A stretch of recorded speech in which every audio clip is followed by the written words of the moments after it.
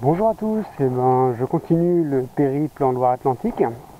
Donc ici on n'est pas tellement loin de Nantes, plus précisément d'une petite ville qui s'appelle Machecoul. Et donc il y a un petit ruisseau, enfin une petite rivière qui passe par ici et qui va s'élargissant. Donc là on est vraiment dans la partie bien en fin de rivière, au point que, bon, on va s'approcher là, parce que j'ai juste fait un repérage pour savoir si ça valait le coup de venir. Vous voyez qu'ici c'est juste une mare, il n'y a pas de courant, on est vraiment vers la fin de la rivière, alors que quand on va s'approcher plus du fameux lac de Grandlieu, qui est cet énorme lac à l'ouest de Nantes, le débit va augmenter considérablement, on va se retrouver avec une rivière même plutôt large, avec un débit plus conséquent. Et donc moi l'idée aujourd'hui c'est de remonter la rivière. Je ne suis pas en waders parce que l'environnement est extrêmement compliqué et je ne voudrais pas que des ronces ou des branches comme ça endommagent mes waders. Donc je vais y aller du bord. Et comme vous voyez ici on a des mares, alors que là il n'y avait quasiment rien, ici là.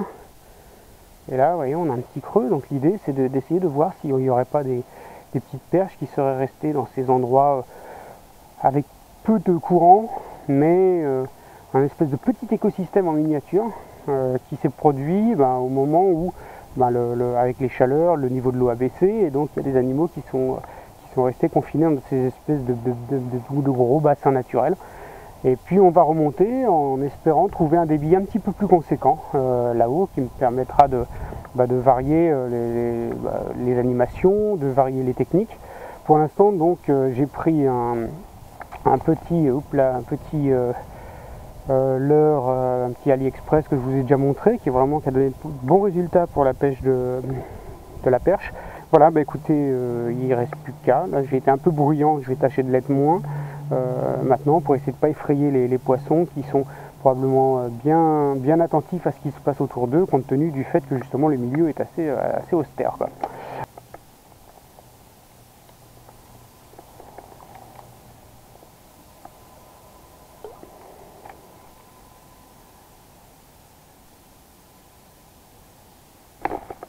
Oui, une attaque de perche juste ici, vraiment, je ne sais pas si vous l'avez vu, c'est vraiment juste au moment où j'allais remonter.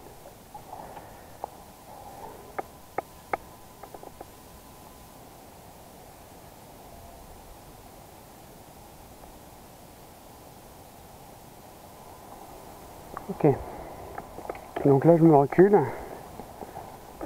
déjà parce que le simple fait de parler, ça doit créer des vibrations à la surface de l'eau qui est très calme. Et je vais changer de l'heure en fait. C'est-à-dire que je vais rester. Vous avez vu que j'ai eu une attaque, alors je ne vais pas complètement changer, c'est-à-dire par exemple passer au leurre souple d'un coup. Mais ce que je vais faire, c'est que je vais utiliser le même leurre, mais dans une couleur différente, puisque j'en avais pris d'autres. Vous voyez, on a les mêmes. Et je vais prendre maintenant celui-ci.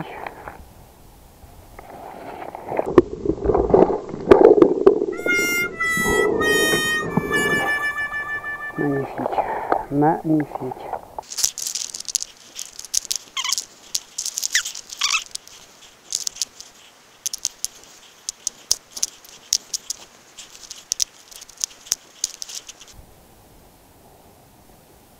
Allez, on y retourne.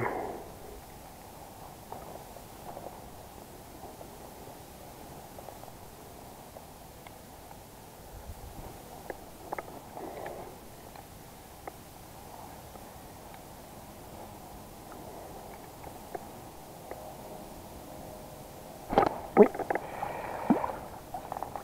Voilà.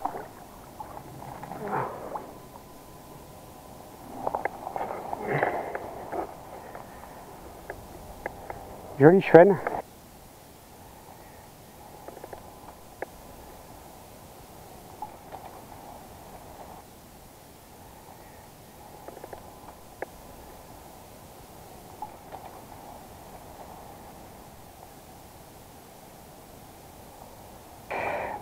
Je vais le poser délicatement là, parce que j'ai le même problème que j'ai eu, je ne sais pas si je vous ai montré, vous avez vu la vidéo quand j'ai présenté ce leurre.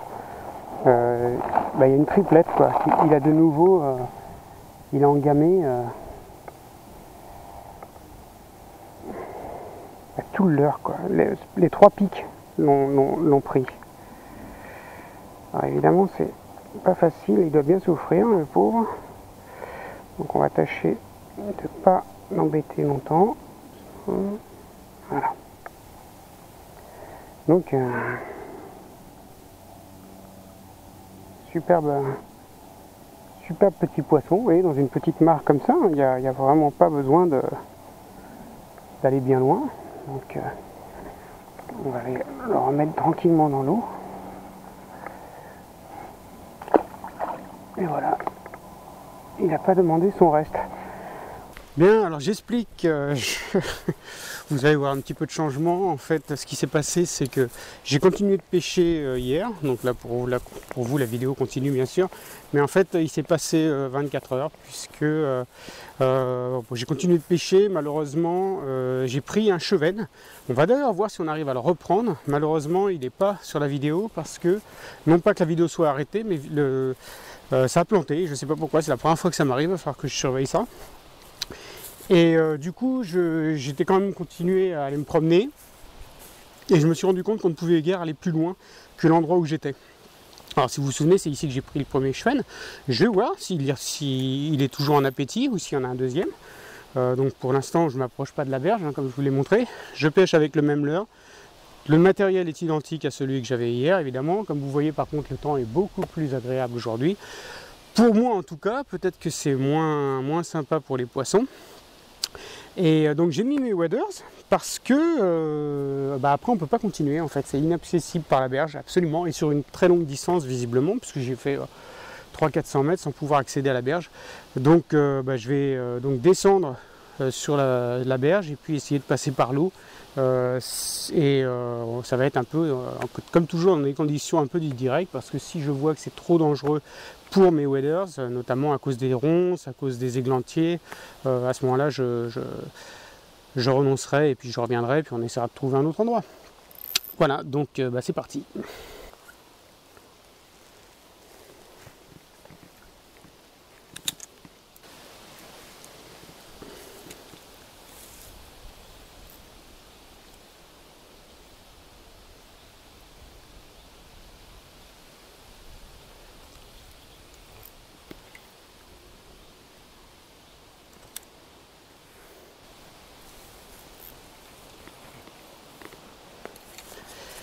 Bon elle a reconnu le leurre, faut croire. Donc on va aller un petit peu plus loin.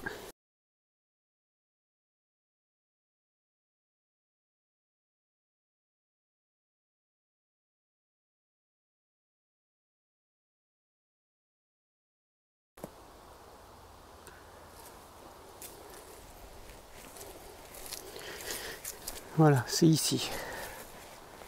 En fait, il y a une petite mare ici que je peux pas attaquer en vertical, parce que j'aurais pas, comme je suis au leurre souple, enfin au leurre dur pardon, il faut que je réussisse à l'animer. Donc en fait j'étais venu ici, voilà, et je suis resté ici en hauteur, je suis pas allé sur la berge. Voilà. Alors je l'ai piqué sévèrement. C'est passé la même chose qu'avec les perches, c'est-à-dire que les 3 hameçons l'ont piqué, donc il est possible que ça lui ait coupé un petit peu l'appétit.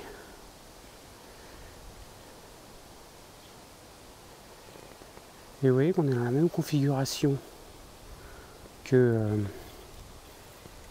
qu'hier, une mare comme ça, qui a bloqué les poissons qui n'ont pas perçu assez tôt que l'eau descendait, et donc qu'ils allaient se retrouver bloqués comme ça. Donc comme ce sont des chevennes, c'est pas très grave, parce que c'est un carnassier mais qui est un peu limite omnivore, quoi. Ça bouffe un peu tout ce que ça trouve, insectes, choses comme ça, donc il va pouvoir survivre, si tant est bien sûr qu'il ait suffisamment d'eau, que l'eau ne baisse pas trop drastiquement d'ici la fin de l'été, quoi. Sinon il va y rester, c'est sûr. Ou il se fera bouffer par un héron, parce qu'il y en a pas mal dans le coin qui vont rapidement c'est un garde-manger pour eux aussi. Hein.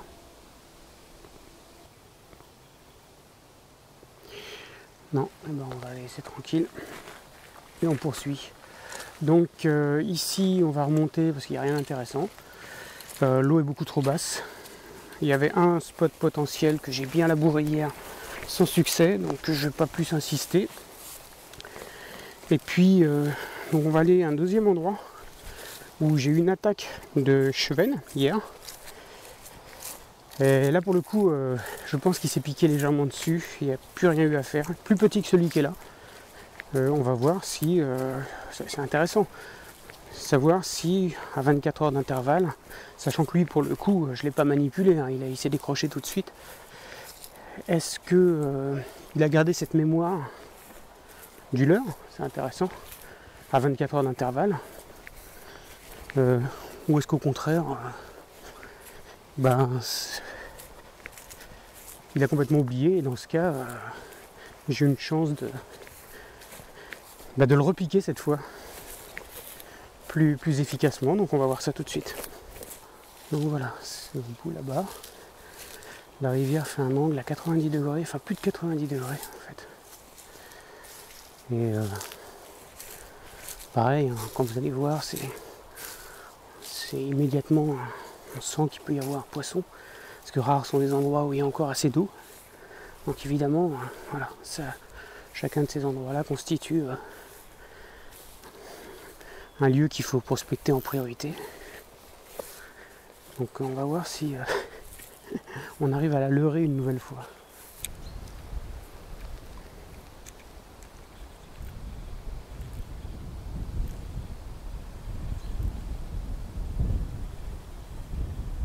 Oui, oui. Eh ben vous voyez, elle n'a pas retenu la leçon. Bon bah, décroché, mais vous voyez qu'elle n'a pas retenu la leçon quoi. C'était la même, je suis quasiment certain, que celle d'hier. Ouais, c'est intéressant de voir que même piquée, elle revient à la charge parce que ma fouet, elle est bien obligée de se nourrir. Et du fait la faim va peut-être au-delà du risque potentiel, même si là je suis peut-être en train de faire un peu d'anthropomorphisme, peut-être que l'instinct du poisson fait que de toute façon il attaquera sans trop se préoccuper du risque. Donc dès qu'il en a l'opportunité.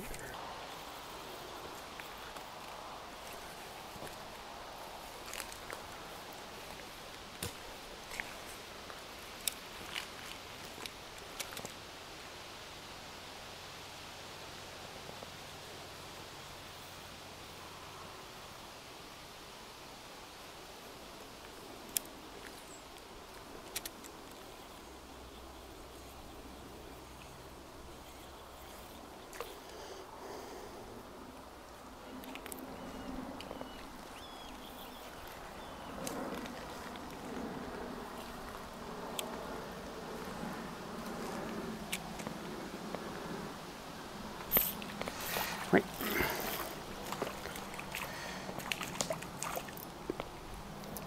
Vous voyez qu'elles sont dans... Oula, calme-toi. Elles sont dans extrêmement peu d'eau.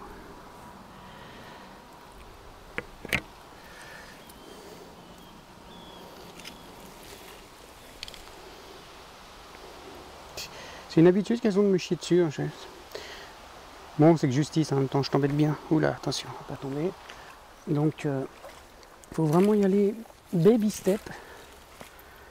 Et pas négliger des petits endroits comme ça qui constituent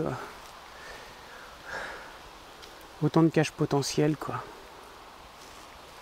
Alors, si vous regardez bien ici, il y a plus d'eau. Et c'est juste sur quelques mètres. Et c'est là en fait que qu'elles vont chercher leur zone de confort quoi. Plus le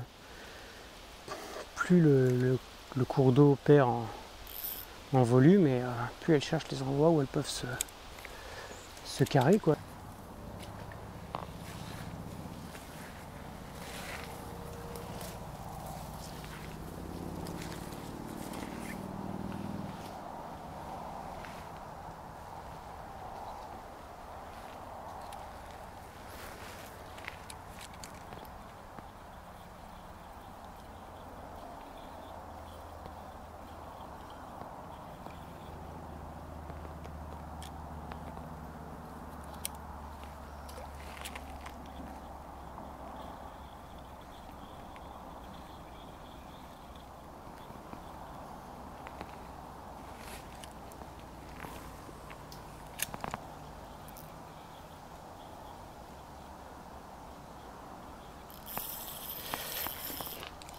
Oui. Merde. Si je serrais le frein, ce serait pas mal aussi.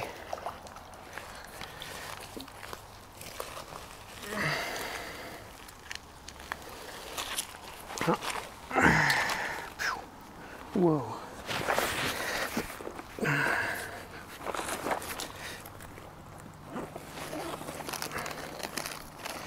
Doucement, doucement, doucement. Reste tranquille. Ah ouais, à la fin, évidemment. Oh, la vache. Je vais définitivement virer l'hameçon de devant. C'est trop agressif. Il n'y a pas besoin, quoi. Voilà. Encore une fois, hein, dans la petite fosse qu'il y a juste devant. Et je la vois pas. Hein. Les lunettes polarisantes ne sont d'aucun secours ici. Parce que en fait, sous les frondaisons comme ça, ça ne nous aide pas davantage à distinguer le fond, quoi. Donc je suis vraiment obligé d'avancer comme je vous montre tout petit à petit. En me disant, voilà, peut-être que là, il y a un creux, alors que des fois j'arrive et puis il y avait 10 cm de flotte, quoi.